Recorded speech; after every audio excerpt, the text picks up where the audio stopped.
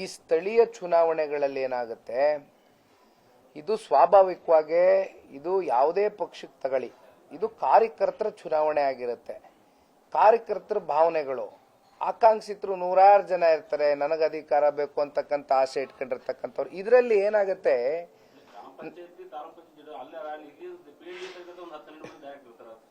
It is ಅಲ್ಲಿ ಆಯಾ ಇಂಡಿವಿಜುವಲ್ಸ್ಗೆ, ಆಯಾ ಲೋಕಲ್ ಕ್ಯಾಂಡಿಡೇಟ್ಸ್ಗೆ ಬಿಟ್ಟಿರ್ತಕ್ಕಂಥ ವಿಚಾರ. ಇದು ಇಲ್ಲಿ ಕೇಂದ್ರದ ನಾಯಕರಾಗ್ಲಿ ಅಥವಾ ನಮ್ಮ ರಾಜ್ಯ ನಾಯಕರಾಗ್ಲಿ ಇದರಲ್ಲಿ ಇಂಟರ್ಫಿಯರೆನ್ಸ್ ಕೊಡ್ತಕ್ಕಂಥದ್ದು ಆಗೋದಿಲ್ಲ. We cannot interfere in this such matters. ಈಗ ಹೌದಪ್ಪ ಈ ಒಟ್ಟಾಗಿ ಹೋಗ್ಬೇಕು ಅಂತಕ್ಕಂಥದ್ದು ಅಲ್ಲಲ್ಲಿ ಲೋಕಲಿ ಇಫ್ ದ ಡಿಸೈಡ್ ಧಾರಾಳವಾಗಿ ಹೋಗ್ಲಿ, ಇಲ್ಲ ಅವ್ರಿಗೇನೋ ಇನ್ನ ಒಂದೊಂದು ಪಕ್ಷಕ್ಕೆ ಒಂದೊಂದ್ ತರ ತೀರ್ಮಾನ ತಗೋಬೇಕು ಇಂಥ ವಿಚಾರದಲ್ಲಿ ಅಂದ್ರೆ ನಾವು ಇದನ್ನ ಇಟ್ಕೊಳಕ್ಕಾಗಲ್ಲ. ಇಂಥ ವಿಚಾರಗಳು ಚರ್ಚೆ ಮಾಡಲ್ಲ ನಾವು. ನಿರ್ಭೀತ, ನಿಷ್ಪಕ್ಷಪಾತ, ವಿಶ್ವಾಸಾರ್ಹ ಸುದ್ದಿಗಳಿಗೆ ಮತ್ತೊಂದು ಹೆಸರಾಗಿರುವಂತ News18 ಕನ್ನಡ ಈಗ ಆಪ್ನಲ್ಲೂ ಲಭ್ಯವಿದೆ. ದಯವಿಟ್ಟು ಇಲ್ಲಿರುವಂತ QR ಕೋಡ್ ಸ್ಕ್ಯಾನ್ ಮಾಡಿಕೊಂಡು ಆಪ್ ಡೌನ್ಲೋಡ್ ಮಾಡೋದಕ್ಕೆ ಮರಿಬೇಡಿ. ನಿಮ್ಮ ಬೆಂಬಲ ಹೀಗೆ ಸದಾ ನಮ್ಮೊಂದಿಗಿರಲಿ. ಧನ್ಯವಾದ.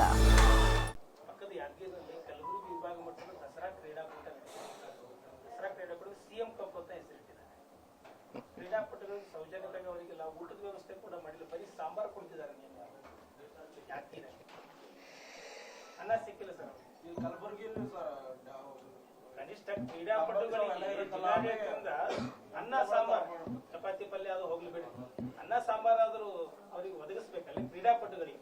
ಅಲ್ಲ, ಖಂಡಿತ. ಯಾಕಂದ್ರೆ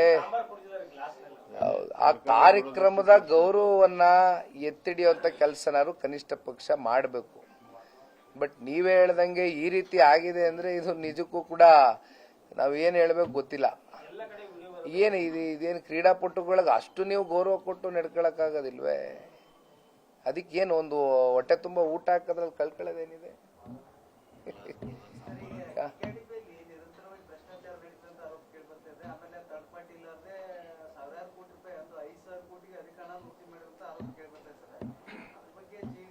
ಏನ್ KKRDBಲಿ ಮೆಜಾರಿಟಿ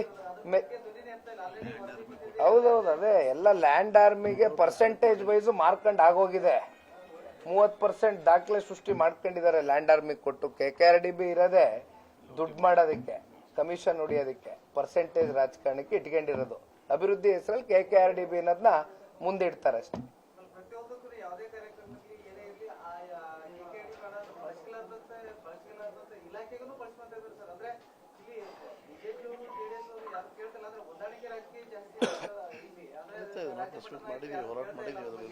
ಈಗ ಇಲ್ಲಿ ಜಿಲ್ಲಾಧ್ಯಕ್ಷರು ಬಾಲರಾಜ್ ಗುತ್ತೇದಾರ್ ಹೇಳ್ದಂಗೆ ಲೋಕಲಿ ಇಂಥ ವಿಚಾರಗಳು ಬಂದಾಗ ನಮ್ಮ ಪಕ್ಷದ ಕೇಂದ್ರ ಕಚೇರಿಯಿಂದ ಸಾಮಾನ್ಯವಾಗಿ ನಾವು ಇಂಥ ವಿಚಾರಗಳಲ್ಲಿ ಜಿಲ್ಲಾಧ್ಯಕ್ಷರ ನೇತೃತ್ವದಲ್ಲಿ ಇಲ್ಲಿರ್ತಕ್ಕಂಥ ನಮ್ಮ ಜಿಲ್ಲೆಯ ನಾಯಕರುಗಳ ನೇತೃತ್ವದಲ್ಲಿ ಇಂಥ ಪ್ರೆಸ್ ಮೀಟ್ಗಳು ಮಾಡಿ ಜನರ ಗಮನ ಸೆಳೀರಿ ಅಂತಕ್ಕಂಥದ್ದನ್ನ ಹೇಳಿದ್ದೇವೆ, ಹಿಂದೆಯೂ ಕೂಡ ಮಾಡಿದ್ದಾರೆ.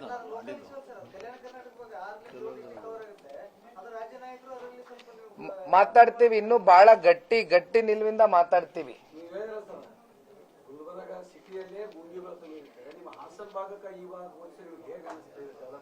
ನನ್ಗೇನಿಲ್ಲಣ್ಣ, ನಾನು ಉಪಚುನಾವಣೆ ನಿಂತಂತ ಚನ್ನಪಟ್ಟಣ ತಾಲೂಕಿಗೆ ಬಂದು ನೋಡ್ಬೇಕು.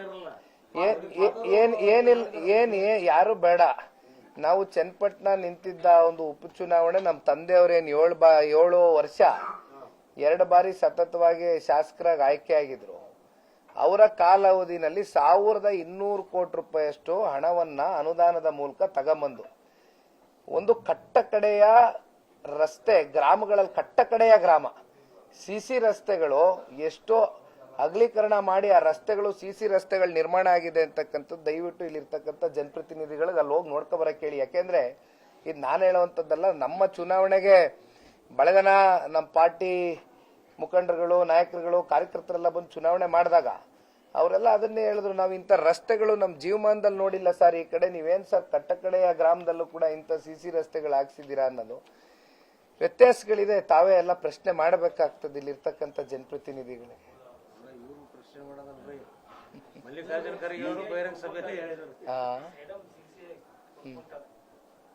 ಇಲ್ಲ, ಅದು ನೆನ್ನೆ ನನಗೆ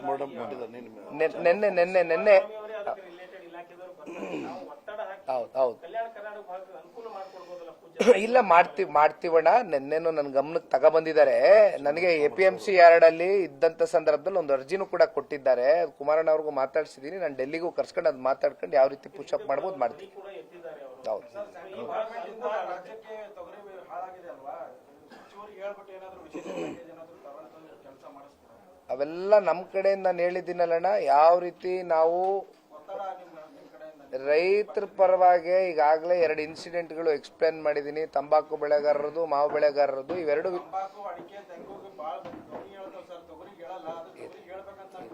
ಅದನ್ನೇ ನಾನು ಯಾಕೆ ಇದನ್ನ ಹೇಳ್ತಾ ಇದ್ದೀನಿ ಅಂದ್ರೆ, ತಾಳ್ಮೆ ಇರ್ಲಣ್ಣ ಒಂದ್ ಸೆಕೆಂಡು.